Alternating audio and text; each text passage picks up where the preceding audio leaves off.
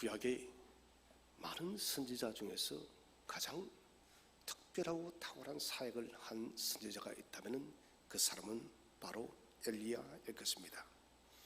엘리야는 북이스라엘의 회개와 북이스라엘 백성들이 여호와께로 돌아오도록 하기 위해서 그는 전력을 다한 사역을 했습니다. 엘리야가 기도했더니 여러분 3년 6개월 동안 비가 오지를 않았습니다. 만약 여러분 1년만 비가 오지 않아도 전 세계가 난리일 것입니다.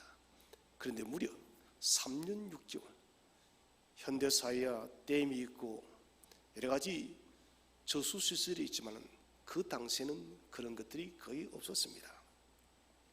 3년 6개월의 커다란 역사가 있었고, 또 그는 갈멜산에서 바알신을 섬기는 자들과 대대적인 전쟁을 펼쳤습니다.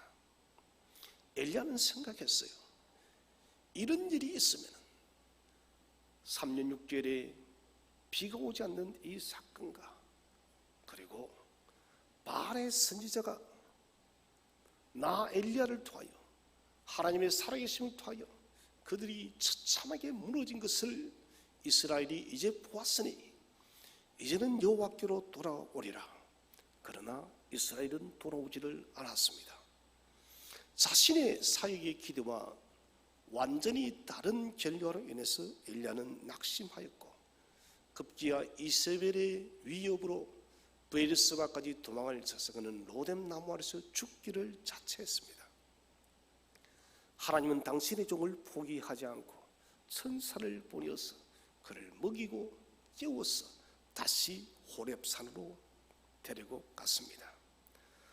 호렙산에 가서 엘리야는 동굴에 집거를 했습니다. 한번 상상해 보십시오. 캄캄한 동굴에 얼굴을 감싸고 고개를 푹 숙이고 웅크리고 앉아있는 사람이 엘리야입니다. 불의 선지자, 바람의 선지자,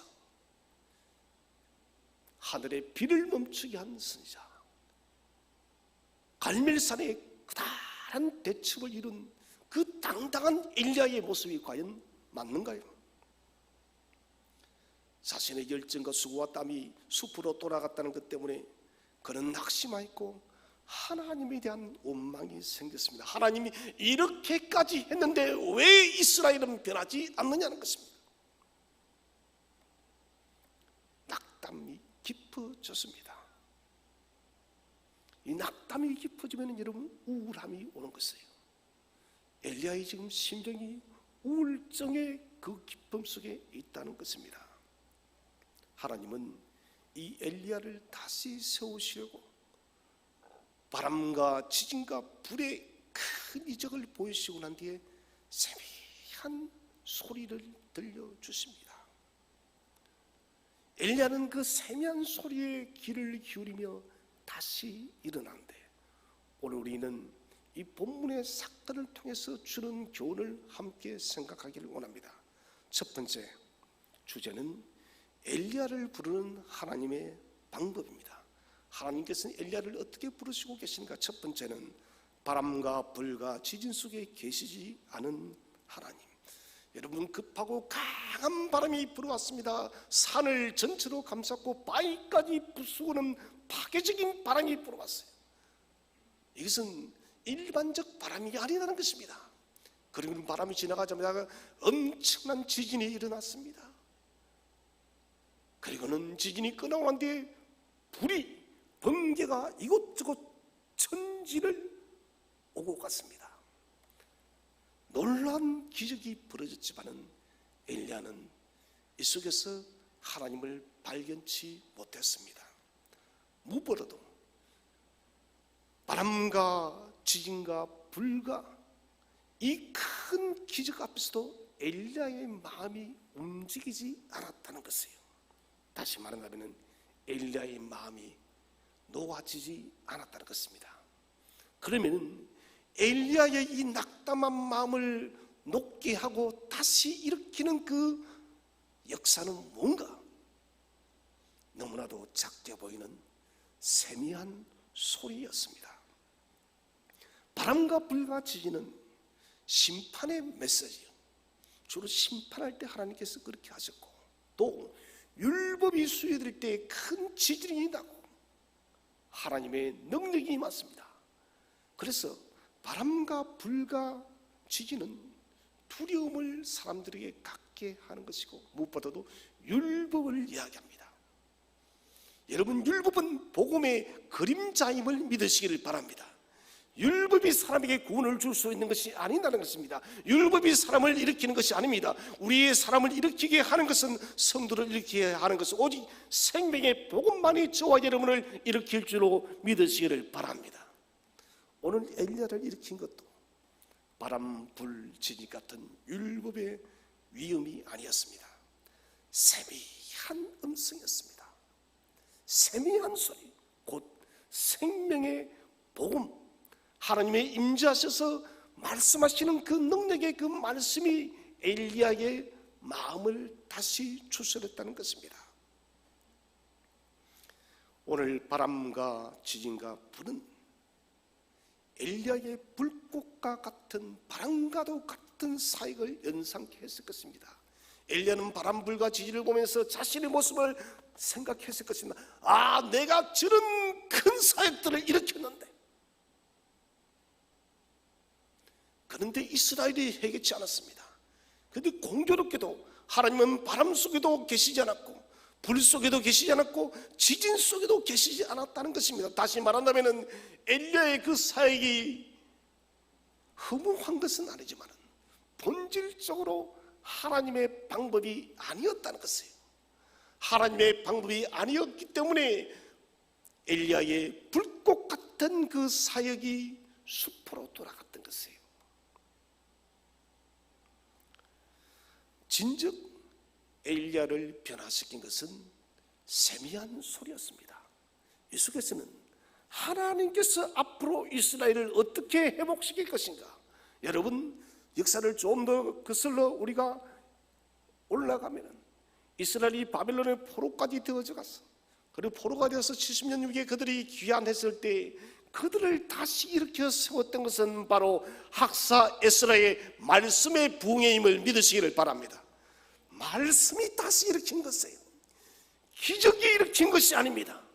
말씀이 다시 일으켰다는 것이에요. 왜 이럴까요? 실제로 우리 예수님께서도 화 있을진저 고라신과 베스다야, 너희에게 행한 이적을 두루와 시돈에 행하였으면 그들이 배를 두르고 회개하였을 것이라. 가장 많은 이적을 행하였던 고라신과 베스다에서 회심하는 사람들이 별로 없었습니다. 가버나움도 마찬가지입니다. 진즉 회심한 것은 주의 말씀이었어요. 그 이유를 예레미야는 설명하고 있습니다. 예레미야 17장 9절 말씀을 다 함께 한번 읽어보겠습니다. 시작. 만물보다 거짓되고 심히 부패한 것은 마음이라 누가 능히 이를 알리오마는. 자, 우리는 이 말씀을 놓치지 말아야 합니다. 만물보다 거짓되고 심히 부패한 것이 마음이라, 완악한 것이 마음이라는 것입니다. 설사 이런 이적, 이런 기적이 나타난다 할지라도 그 이적, 기적이 사람을 바꾸는 능력이 될 수가 없다는 것입니다. 왜 그런가? 사람 마음 자체가 부패되어지고 참된 진리를 스스로 발견할 수 있는 능력이 없기 때문에 아무리 큰 이적이 나타나도 그 이적 속에서 하나님을 발견할 수 없는 것이에요. 그래서 우리 주님께서 병자들을 고치거나 이적을 행하시고 난 뒤에 반드시 그 사람들에게 뭐를 선포합니까? 제3의 선포를 합니다. 소자야, 누구야?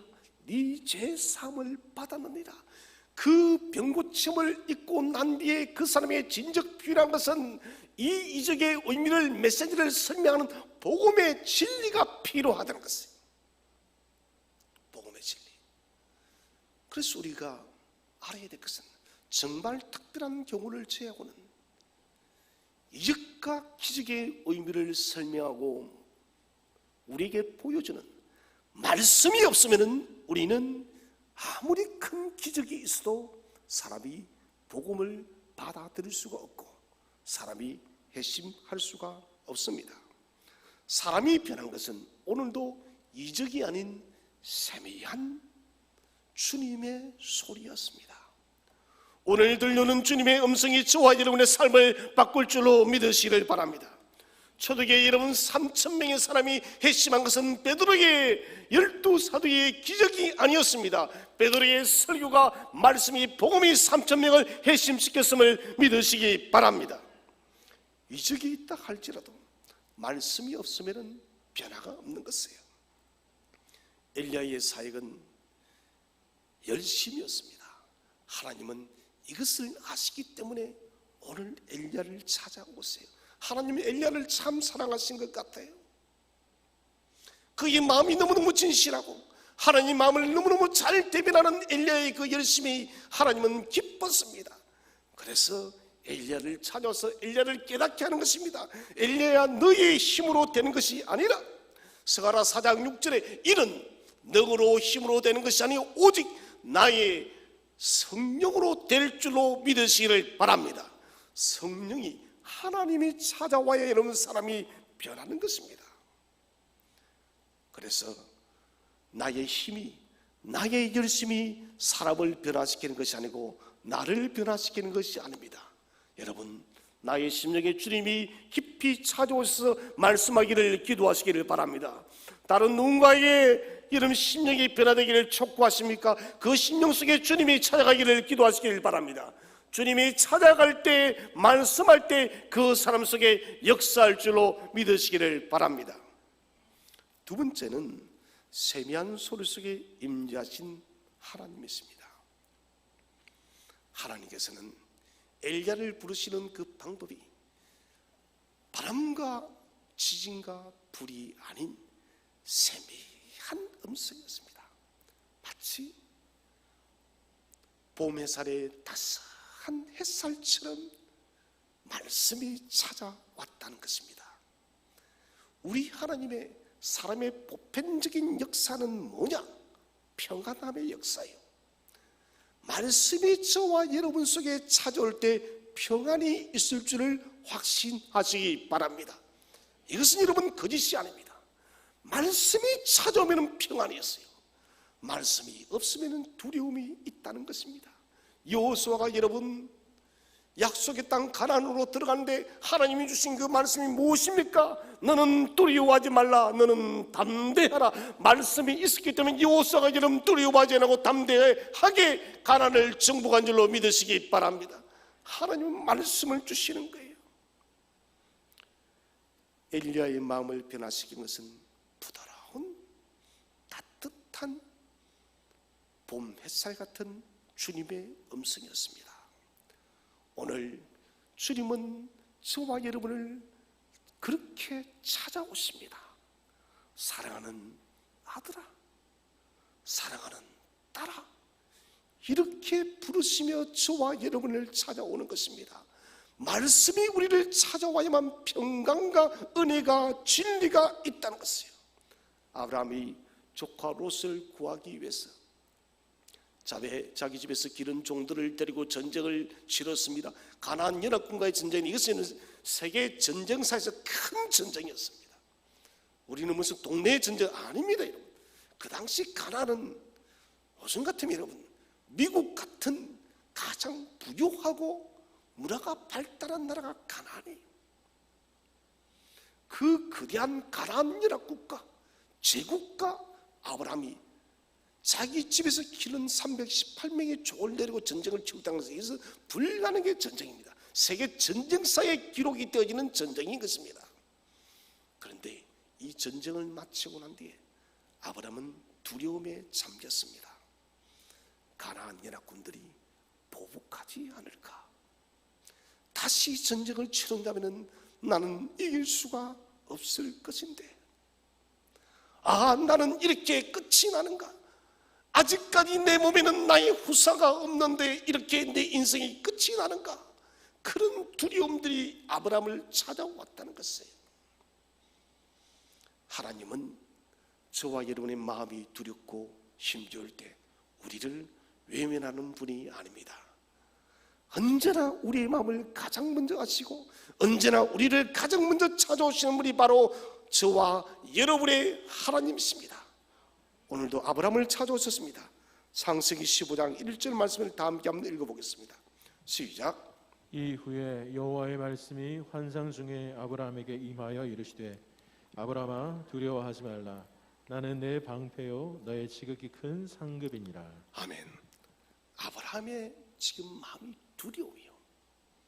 하나님은 그것을 아시기 때문에 핀셋으로 집어내듯이 아브라함의 그 마음 내적 상태의 가장 근원적인 두려움을 제거합니다. 두려워하지 말아라. 그리고는 말로서 끝난 것이 아니라 나는 너의 방패라. 가나안 연합군이 10번, 20번, 100번 쳐들어온다 할지라도 내가 너의 방패가 되어서 너를 지킬 것이니 너는 염려하지 말아라. 여러분, 이것보다 더 위대한 말씀이 어디에 있습니까? 그리고 아브라함에게 또 용기를 주는 것은 나는 너의 상급이라. 아브라함아, 네게 상급을 줄 것이다. 그 상급이 뭐냐? 너의 후사에 대한 상급을 반드시 줄 것이니 아브라함 너는 두려워하지 말아라. 아브라함의 마음의 근심의 두려움의 두 가지 요소를 하나님은 동시적으로 제거했다는 것입니다. 전쟁에 대한 두려움을 방패로서 지켜주시겠다. 언약의 후손을 하나님 당신의 이름을 걸었던 것입니다. 하나님 이꼴은 무엇이다? 상급이라는 거예요. 너 나 믿지?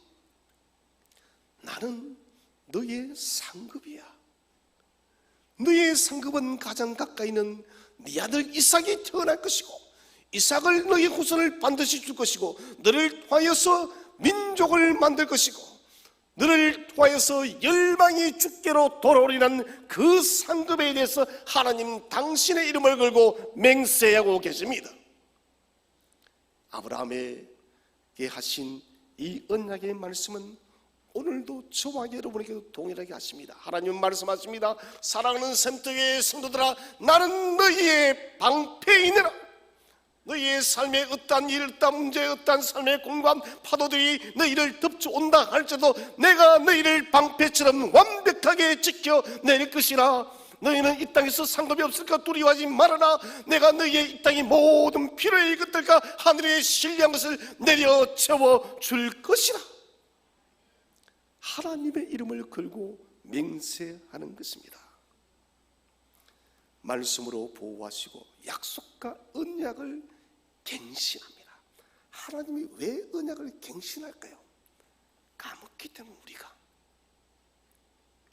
우리가 자꾸 까먹기 때문에 아브라함이 두려움이 찾아왔던 것은 언약을 잊었기 때문에 그래요. 그래서 하나님은 우리를 찾아서 지속적으로 언약을 말씀하시는 것은 잊지 말라는 거예요. 그리고 하나님의 언약을 갱신하실 때마다 하나님 스스로에게 맹세를 합니다. 뭡니까? 하나님이 서약을 하는 것입니다. 나는 여호와라. 나는 여호와의 이름으로 네게 서명하니 반드시 이 서명대로 이루어질 것이다라고 우리에게 말씀을 하고 있습니다. 살아신 여러분, 설교를 깊이 들으시기를 바랍니다. 설교를 통해서 들려오는 모든 언약의 말씀이 여러분의, 저와 여러분의 말씀이 되시기를 바랍니다.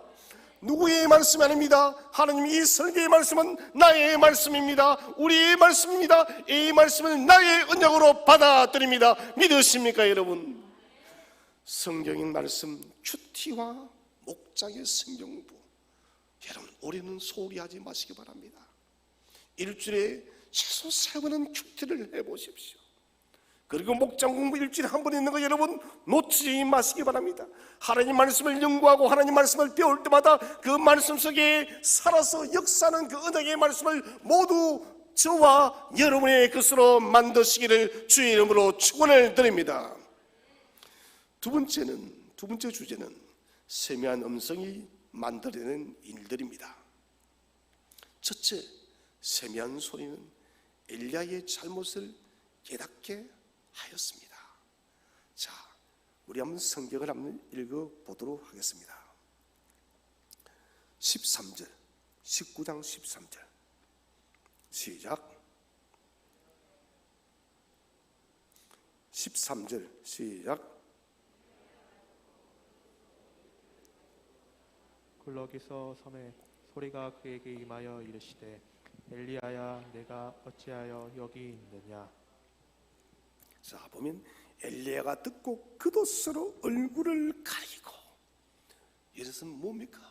하나님 앞에 송구스럽고 부끄럽고 죄송하여서 얼굴을 가린다는 것입니다. 하나님의 세미한 음성 앞에서 엘리야는 자신의 잘못을 깨달았습니다. 아, 바람과 지진과 불 속에 하나님이 계시지 않았구나. 하나님은 진정 세미한 음성에 계셨어. 나는 3년 6개월 동안 비가 오지 않으면은, 갈멜산에서 바알의 선자들 다 죽으면은 이스라엘이 돌아오리라 생각했는데 하나님은 그 방법이 아니었어. 하나님은 나의 불꽃 같은 사역보다 오늘 이 세미한 음성이 나를 변화시켰던 것처럼 이스라엘을 말씀을 통해서 변화시키기를 원한다는 것을 엘리야는 알게 되어졌다는 것입니다. 우리 하나님께서 이적과 두려움으로, 심판으로 사람을 변화시킬 때는 대표적인 것이, 여러분, 그건 변화보다는 심판입니다. 두려움 일을 만들어내는 것은 바로를 보십시오. 애굽에 10가지의 재앙이 쏟아집니다. 폭풍처럼 몰아칩니다. 소나기처럼 재앙들이 내리칩니다. 이 재앙은 뭡니까? 하나님을 두렵게 함과 동시에 바로의 마음을 완악하게 하여서 그들을 심판하기 위함이요, 저와 여러분 당신이 특정한 효과적으로 부르신 하나님의 언약의 자손들은 반드시 부드러운 음성으로 우리를 다시 세우시고 회복시킴이 부르심의 목적임을 믿으시기 바랍니다. 하나님은 우리를 심판하기 위한 것이 목적이 아니라 우리에게 음성을 들려주어서 말씀을 주셔서 다시 일으키기 원하는 것이 하나님의 목적이라는 것이에요. 엘리야는 자신의 잘못을 깨닫고 자신의 현재의 모습을 발견했습니다. 하나님이 물었습니다. 엘리야야, 네가 왜 여기 있느냐? 이 말은 하나님이 몰라서 그런 것이 아닙니다. 엘리야가 어떤 사람입니까? 하나님의 열정적인 하나님의 일꾼입니다. 하나님이 너무너무 즐거워하는 바람의 사역자, 불의 사역자입니다. 그런 불의 사역자, 바람의 사역자가 두려움과 위층과 불신과 낙심 속에 잡혀서 하나님의 사역을 멀리하고 동굴 속에 웅크리고 앉아있는, 우울증 환난처럼 앉아있는 그 모습이 엘리야의 정체성이 아니라는 것입니다. 여러분, 동굴 속에 웅크리고 앉아서, 여러분 골방에 웅크리고 앉아서 낙심하고 좌절하고 절망하고 우울증에 걸리는 것은 성도의 정체성이 아님을 믿으시기 바랍니다. 여러분, 성도는 동굴 밖을 나오는 것이에요. 성도 여러분, 방을 나와서 열정적으로 주님 나라를 위해서 살아갈 줄로 믿으시기 바랍니다. 하나님을 의심하고 부끄러워했던 것을 그는 급정이 된 것을 깨달았습니다. 바람과 지진 숲과 불 속에서 엘리야는 자신의 고집을 피웠지만은 진즉 자신이 힘이 없다고 생각되어졌던 세미한 소리 하나에 엘리야는 자기의 잘못을 깨달았다는 것입니다. 마찬가지입니다. 말씀을 통해서 하나님은 우리를 수없이 깨닫게 합니다. 설교와 큐티와 목장 공부, 여러분 또 반복합니다. 이건 놓치지 마시기 바랍니다. 진실로 우리의 삶을 돌이키고 하나님이 기뻐하는 인생의 길로 나가기를 원한다면 말씀을 읽고 연구하고 묵상하기에 전력을 다하시기를 바랍니다. 그 성도가 복된 성도인 것입니다. 아이성 전투에서 이스라엘이 실패하지 않습니까? 아간이라는 사람이 하나님이 다 바치란 그 재물을 자기가 숨겨버렸습니다. 아간 때문에 아이성 전투에서 실패를 했을 때, 여호수아가 죄를 덮어쓰고 있을 때 하나님께서 말씀하십니다. 여호수아 7장 17절, 여호수아 7장 10절을 다 함께 읽어보겠습니다. 시작. 여호와께서 여호수아에게 이르시되 일어나라 어찌하여 이렇게 엎드렸느냐. 여호와께서 여호수아에게 이르시되, 여호와께서 나 임기호에게 이르시되. 여러분, 성경은 이렇게 읽어야 되는 거예요. 여호수아에게 말씀하신 하나님은 저와 여러분에게 동일하게 말씀하시는 하나님이심을 믿으시기 바랍니다. 우리에게 말하여 어찌하여 이렇게 낙담하여 엎드려 있느냐. 사랑하는 성도들아, 네 인생에 어떤 일이 일어났는지 그 일 때문에 어찌하여 이렇게 엎드려 있느냐. 너는 다시 일어나라라고 주님은 촉구하고 있습니다. 하나님은 우리가 엎드려서 우울증 환자처럼 살아가는 것을 원치 않습니다. 역동적으로 능동적으로 하나님 나라를 위해서 뜨겁게 살아가는 것을 하나님은 우리에게 요청하고 있다는 것입니다. 아간의 죄를 하나님은 지적하시고 문제의 해결을 구체적으로 말씀하시고 또 전쟁 승리의 방법까지 제시하십니다. 매복을 하라. 저는 이 여호수아를 이번 주에 타이핑을 하면서 특별히 아이성 전투에서 실패하고 난 뒤에 매복이라는 단어에서 참 감동을 받았습니다. 하나님은 참 세밀하시구나.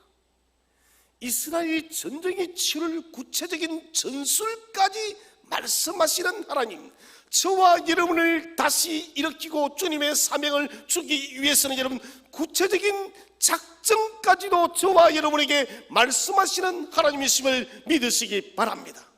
그냥 가라 하지 않습니다. 어떻게 갈 것인가, 가서 무엇을 해야 될 것인가, 어떤 대답을 해야 될 것인가, 어떻게 행동해야 될 것인가, 주님은 다 말씀하시는 하나님이세요.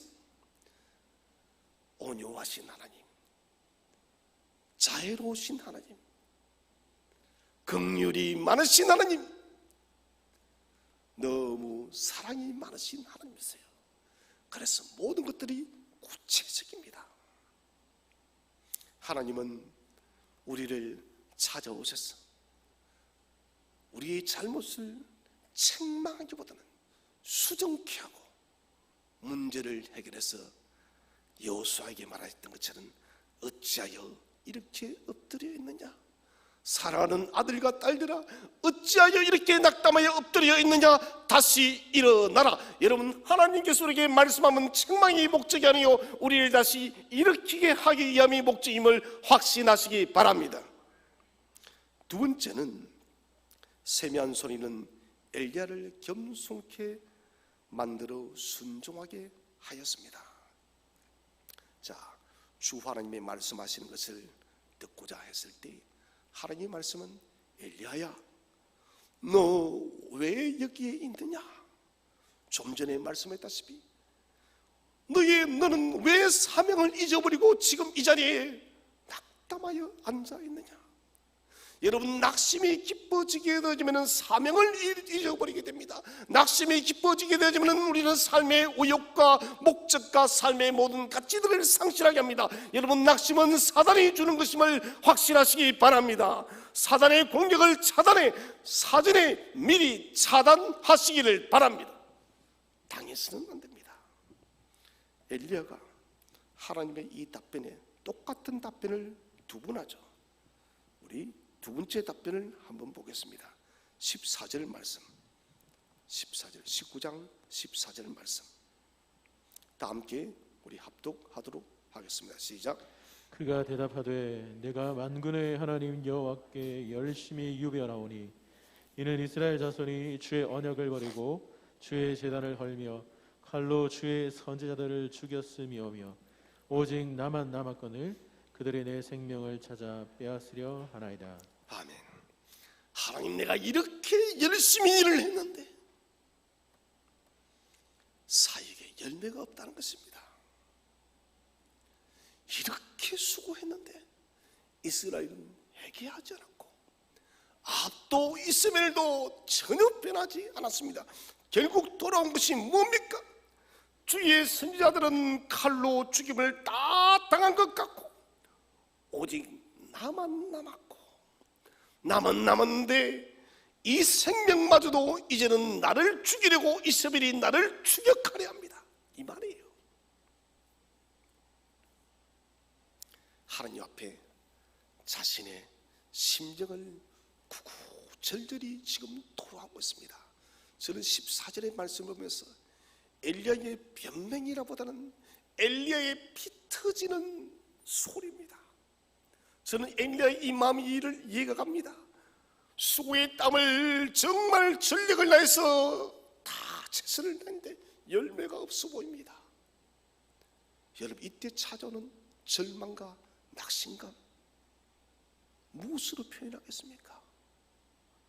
예를 들어 여러분 이런 것입니다. 여러분이 직장에서 최선을 다해서 일을 다 했는데 월급을 주지 않겠다는 거예요. 이거 똑같은 것이에요. 여러분, 월급이 무엇입니까? 내가 일한 것에 대한 보상이요 결과다는 것입니다. 결과가 없는 것이에요. 그런데 엘리야의 이 말 속에는, 심정의 토로 속에는 교만이 사실은 들어가 있습니다. 그렇게 사역하면은 반드시 변화될 것이다. 내가 이 정도로 헌신하면은, 내가 이렇게까지 충성하는데 이스라엘이 변화되겠지. 그렇게 엘리야도 모르는 자신의 자신감, 자만감, 교만이 엘리야 속에 찾아왔던 것이에요. 하나님은 이것을 지금 무너뜨리고 있다는 것입니다.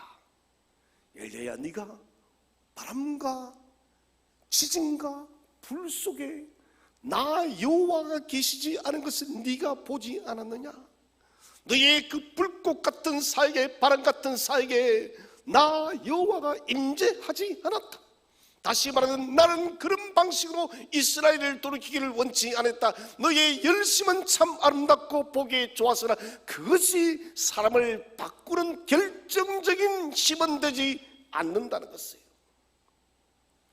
엘리야는 그것만이 사람을 바꿀 수 있다고 생각했습니다.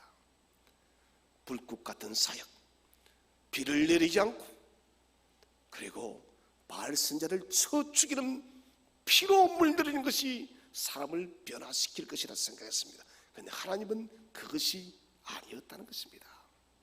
하나님 말씀은 사람이 죄에서 돌아서는 것은 하나님께서 어루만져야 되는 것입니다. 여러분, 누군가를 위해서 기도하실 때 그 사람을 내가 바꾸려고 하지 마십시오. 하나님께서 그 사람의 심령을 만져서 하나님께서 변화시키도록 기도하시기 바랍니다. 하나님의 방법은 무궁무진합니다.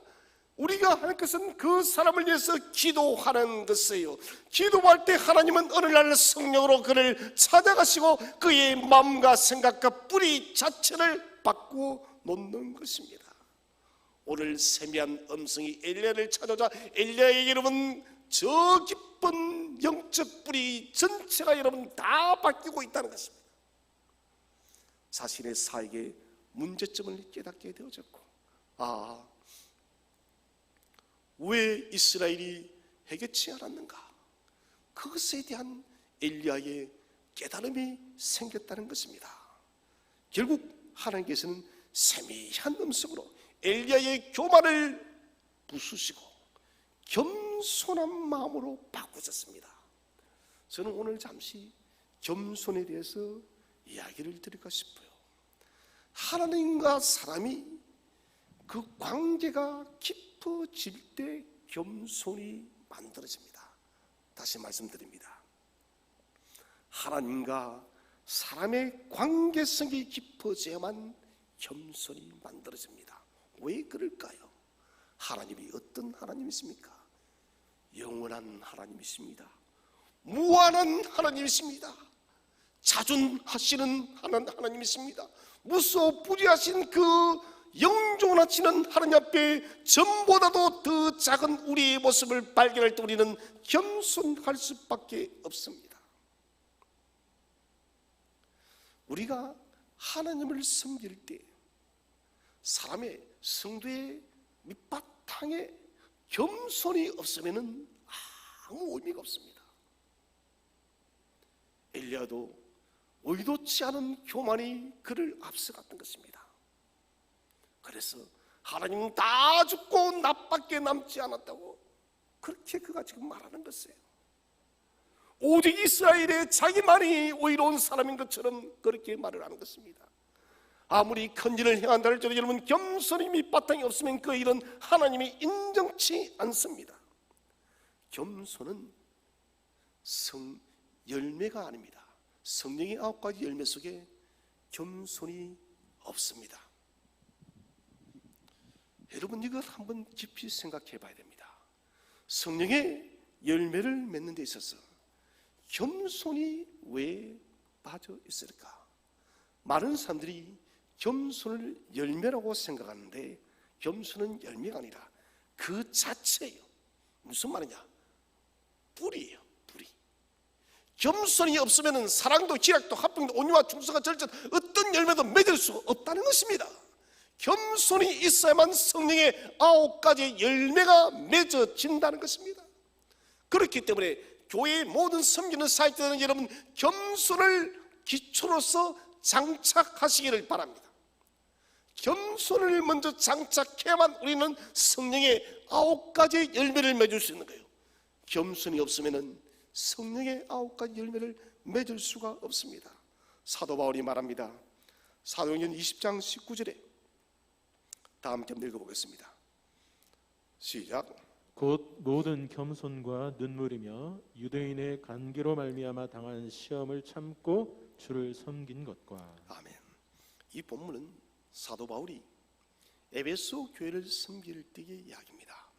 주를 섬길 때에 겸손과 눈물과 시험을 참고 인내로 섬겼다.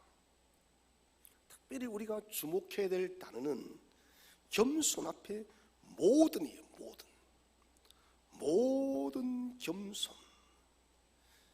겸손 앞에 모든이란 이 말을 둔 것은 어떠한 열매도, 어떠한 사역의 열매도, 어떠한 일의 큰 결과도 겸손이 없으면 의미가 없다는 것이에요.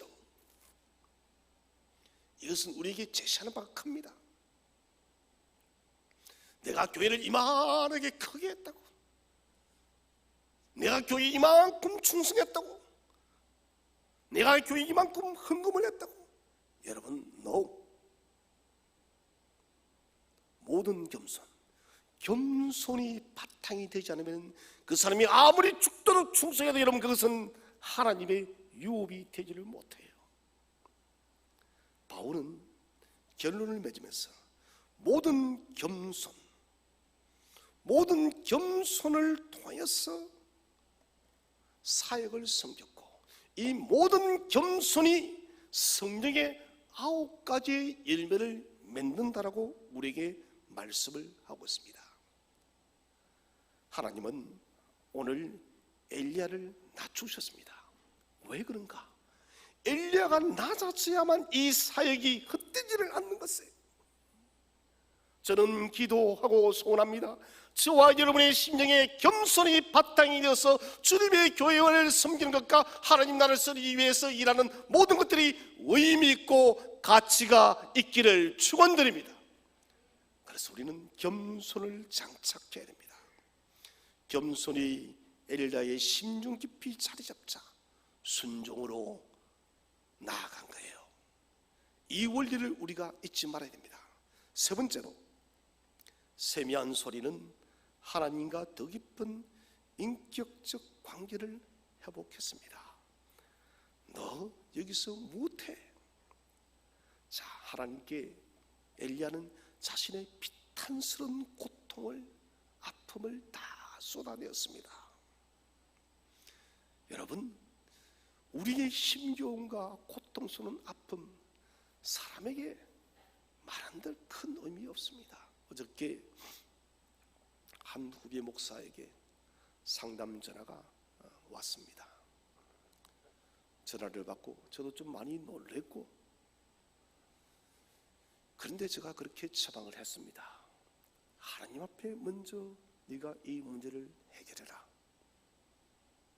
내가 네게 해줄 수 있는 말은 하나님 앞에 먼저 이 문제를 푸는 것이 제일 첫 번째이다. 그리해야만 그 다음 문제가 있는 것이지, 하나님 앞에서 이 문제를 풀지 않으면은 사람과 아무리 상담한들 그 사람의 제시는 큰 의미가 없다라고. 오늘도 마찬가지입니다. 오늘 엘리야는 자신의 이야기를 다른 누구에게 털어놓지를 않아요. 하나님께 다 털어놓습니다. 사랑하신 여러분, 우리에 대하 우리의 마음의 비탄함, 수고로움, 힘겨움, 아무에게도 말하지 못할 인생의 무거운 짐덩어리가 있습니까? 여러분, 그 짐을 하나님께 토로하시기를 바랍니다. 하나님께 다 내려놓으십시오. 말하지 못할 삶의 문제가 있다면 여러분, 기도의 골방으로 들어가시기 바랍니다. 진심으로 기도의 골방에서 하나님을 찾을 때 하나님은 저와 여러분의 비탄한 소리를 듣고 응답하고 저와 여러분을 일으킬 줄로 믿으시기 바랍니다. 이를 통하여 우리를 이전보다 더 깊은 영적 관계로 우리를 엮어줄 줄로 믿으시기 바랍니다. 그래서 비탈의 시간이 있다는 것은, 절망의 시간이 있다는 것은, 낙담의 시간이 있다는 것은 하나님을 더 인격적으로 만나는 것이에요. 친구들과 여러분 하루 잠을 자는 것은 아주 우정이 깊어집니다. 얼마 전에 저희 모교의 친구들을 만났을 때 이번에는 남자들만 1박을 했습니다. 너무 좋았어요. 새벽 3시까지 자신의 교회의 일들과 신앙생활과 교회의 사역과 이런 이야기들을 나누면서 피곤은 하지만 새벽 3시까지 이야기를 나눌 때 여러분, 그 다음날 일어나니 그 우정이 원래도 좋았지만 더 깊어지는 것이에요. 똑같은 것입니다. 깊이 이야기를 나눈다는 것은 더 인격적 관계로 우리를 이끌어 주는 것입니다. 기도하면서 오직 주께만 집중하시기를 바랍니다. 나의 기도를 놓치지 않는 하나님이십니다. 하나님을 온전히 믿고 그분께만 저와 여러분의 심령의 모든 것들을 토로하시기를 주의 이름으로 축원드립니다. 마지막 세 번째 주제는 세미한 소리가 우리에게 주는 교훈은 무엇일까요? 첫 번째는 하나님이 사용하시는 방법은 우리의 생각을 뛰어넘습니다. 자, 엘리야는 3년 6개월 동안 비가 오지 않으면 사람들이 회개하리라 생각했습니다. 아니었습니다. 갈멜산 대첩에 있으면은 아합과 이스마엘이 변할 줄 알았습니다. 아니었습니다. 우리는 우리가 생각하는 방법이 언제나 하나님이 그대로 이루어지기를 바라는데 여러분, 그것은 우리의 고집입니다. 하나님의 방법은 무궁무진합니다. 우리 인간의 생각들을 모두 뛰어넘으시고 하나님의 방법이 있다는 것입니다. 그래서 우리가 생각할 것은 무한하신 하나님의 발걸음 앞에 우리는 어린 아이의 걸음과 똑같습니다. 그렇기 때문에 나의 방법을 고집하지 마시고 하나님의 뜻을 물으시기를 바랍니다. 하나님, 이렇게 해야 될까요? 아니면 어떻게 해야 될까요? 하나님, 나는 길을 모르겠사오니 하나님, 내게 길을 가르쳐 주시옵소서. 여러분, 하나님께 길을 물으시기를 바랍니다. 하나님께 길을 물을 때 하나님 우리를 찾아오시고 우리에게 말씀하여 줄 줄로 믿으시기를 바랍니다. 두 번째로, 평범한 일상의 일들이 역사를 만듭니다.